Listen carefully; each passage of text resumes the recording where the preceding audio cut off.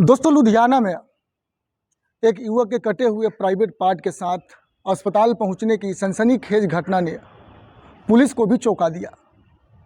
तो दोस्तों, आज की ये सच्ची घटना सिर्फ एक क्राइम स्टोरी नहीं है। एक कहानी है एक पढ़ी लिखी नर्स की, एक ऐसी प्रेमी की जिसने समाज से छुपकर रिश्ता तो निभाया, लेकिन सच का सामना करने की हिम्मत नहीं रख पाया। दोस्तों, हम अक्सर सोचते हैं कि अस्पताल में काम करने वाली नर्स समझदार होती है, पढ़ा लिखा इंसान इतना क्रूर नहीं हो सकती। लेकिन जब रिश्ता समाज से छुपा हो, जब प्यार में सच्चाई न हो और जब भविष्य ने धोखा दिया जाए, तो वही रिश्ता सबसे ज़्यादा खतरनाक बन जाता है। दोस्तों, एक कहानी है पंजाब के लुधियाना की, जहां प्यार एक पल में गुस्से में और गुस्सा खून में बदल गया। दोस्तों, लुधियाना शहर, इसी शहर में रहने वाले अमित निषाद एम्ब्रॉयडरी का काम करता था। एक आम सा युवक, लेकिन उसकी ज़िंदगी में पिछले 2.5 साल से एक महिला थी जिसका नाम था रेखा। रेखा एक अस्पताल में नर्स थी, पढ़ी लिखी, आत्मनिर्भर, लेकिन अपनी निजी ज़िंदगी में बेहद अकेली रेखा अपनी पति से अलग रह रही थी। दोनों के बीच कानूनी विवाद चल रहा था। 2 छोटे बेटे थे जो अक्सर माँ की आंखों के सामने सवाल बनकर खड़े रहते थे। इसी अकेलेपन में अमित और रेखा करीब आए, दोस्ती हुई, बातचीत बढ़ी और फिर जो है रिश्ता आगे बढ़ा। रिश्ता समाज से छुपा हुआ था, लेकिन दोनों के लिए बहुत गहरा था। होटल में मुलाकातें होती थी, वादे किए जाते थे और भविष्य की बातें होती थी। रेखा को लगता था कि अमित में उसकी नई जिंदगी है, वही उसका सहारा बनेगा, लेकिन अमित के मन में तस्वीर कुछ और ही थी। दोस्तों, कुछ दिन पहले अमित की सगाई तय हो गई।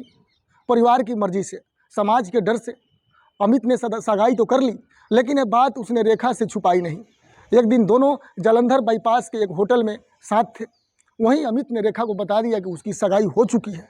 दोस्तों, बस यही सी छोटी सी बात, और बस यहीं से जो है कहानी ऐसे पलटती है।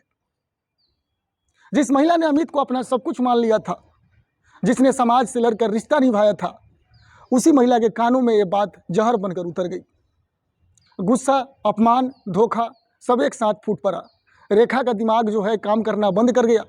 कमरे में रखा गया एक धारदार ब्लेड उसके हाथ में आ गया और उसी गुस्से में उसी टाइम अमित के प्राइवेट पार्ट पर वार कर दिया।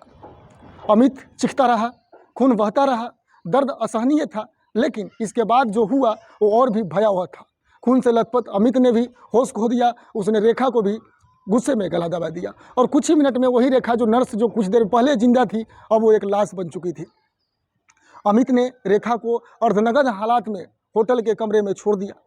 अपने जख्म को कपड़े में लपेटा, ऑटो रिक्शा पकड़ा और सीधे सीएमसी अस्पताल पहुंचा।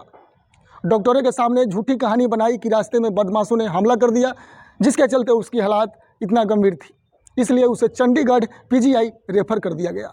उधर होटल के कमरे से उस नर्स की लाश मिली। पुलिस प्रशासन सन्न रह गया। एक तरफ युवक अस्पताल में भर्ती था और दूसरी तरफ महिला की हत्या। दोनों मामलों की कड़ी जूरी, और जब पुलिस ने सच्चाई सामने रखी तो जांच अधिकारियों के भी होश उड़ गए।